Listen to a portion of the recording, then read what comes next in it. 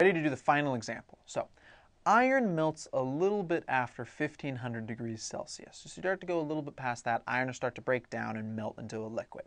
So if we've got a car engine made of iron, the absolute hottest we could run that engine would be 1500 degrees Celsius, right? That would probably be, well, okay, first of all, in real life, that would be magical because the oil that's used to lubricate the engine and make sure it runs smoothly would be burned off, completely gone by that. The gaskets involved, charred. The engine would just completely stop working way before 1500 degrees Celsius, but we can definitely see but it'd be hard to figure out what the precise top level would be. But we can definitely see one good place to say that the absolute top value is when your engine turns to a molten slag of iron, right? When it turns just liquid iron, it's no good anymore. So we can say that the top operating heat would be 1500 degrees Celsius, absolute top level for an engine. So that's still higher than we could possibly get in real life, but the absolute highest temperature we could operate an engine at is 1500 degrees Celsius. Okay, if that car engine is running on a 20 degrees Celsius day, what's the maximum efficiency we could get out of it? So remember, the maximum efficiency is equal to, oh, by the way, this guy right here, he's called epsilon. Once again, yet another of our friendly Greek letters, he's epsilon. Didn't say that earlier, but all of our efficiency has been using the letter epsilon. So our maximum efficiency is 1 minus the temperature of the cold sink divided by the temperature of the hot input. So if we manage to run our engine at its absolute highest temperature, which is 1500 degrees Celsius in sort of a ridiculously high temperature, higher than we could ever achieve in real life, but the absolute top we could pull off is 1500 degrees Celsius, then that's going to be the absolute best we could have, because the bigger the denominator, the better the efficiency we can get, right? If we can get this number equal to 0, we've got perfect efficiency. So we want to make a giant denominator and a tiny cold. Well, what's the cold sink going to be? The cold sink, the best we could do would be the temperature around us in the atmosphere, right? We're not able to drive around with a bucket of ice attached to us.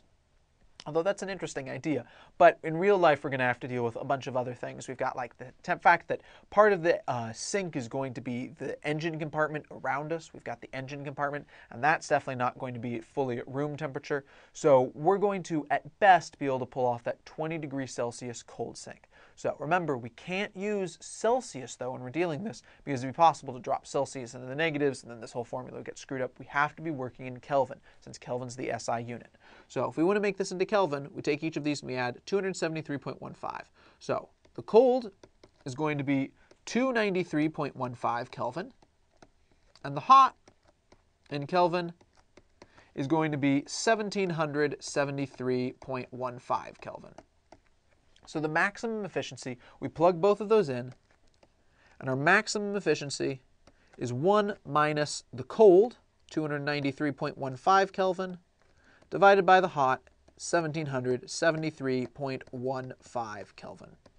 That comes out to 0.835, which is equal to 83.5%. Now, keep in mind, 83.5% is ridiculously high because there's no way we could get a real-life engine to operate at those kinds of temperatures, right? We tried to get a real-life engine to operate at those kinds of temperatures, kaput. There's no way we're going to actually be able to pull it off without completely destroying and just ruining our car's engine. So real life, we can't get that kind of temperatures. That kind of temperature in the engine is just ridiculous. We're not dealing with the best temperature we could have. You know, it'd clearly be better the way this works for us to be driving around in the winter, right? A colder temperature than 20 degrees Celsius is something we can definitely pull off, but we're not going to do way better. We can't drop more than, like, you know, if we were to manage to drop to negative 80 Celsius, that'd be colder than any day has ever been on Earth, and that'd be only dropping it by 100. The efficiency is just not going to bump up that much more. So 83.5, when we're dealing with this magical super engine, is the best we can do. And to me, at least, 83.5, that doesn't sound that great. That's getting pretty close to a B minus if this were a test, right?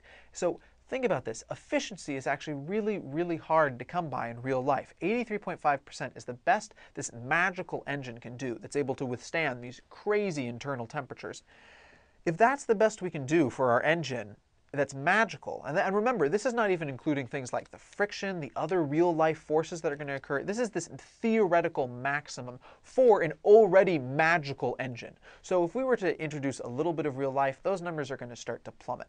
in real life, for an actual car engine, the theoretical amount that they can put out, so the theoretical for a real car engine operating in real temperatures, so a theoretical car engine is able to pull off around an efficiency of around like 55% or so. So that's pretty great. But an actual car engine, once you have to start factoring in all the friction resistances, all the pressure, the various turbulence that starts to happen, the sort of randomness that can't be controlled for, actual car engines manage to pull off around a 25% efficiency rate. So efficiency is really, really hard to come by. Most of the energy that we wind up breaking down from our chemical bonds actually just goes to heat. We aren't able to get most of our heat to turn into work, which is a real shame, because if we were able to manage to just double this, we'd be able to do great things with the amount of energy we have. So one of the best things that we could do to get more energy is to be able to just increase our efficiency.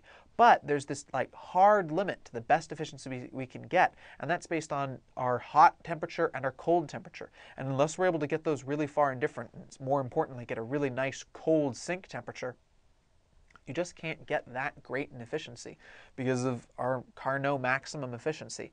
So in real life, efficiency is really hard to come by. So an actual car is able to pull off around 25%.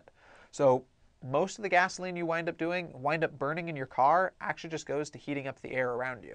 Kind of disappointing, but certainly really interesting. And that's the nature of thermodynamics. A lot of stuff, all the order eventually falls into disorder. It's not exactly the happiest of endings, but you know, that's how things are going to go with time. Entropy is the winner in the long run. We can at least have a long period of order and thought and intelligence and, you know, great complex beings.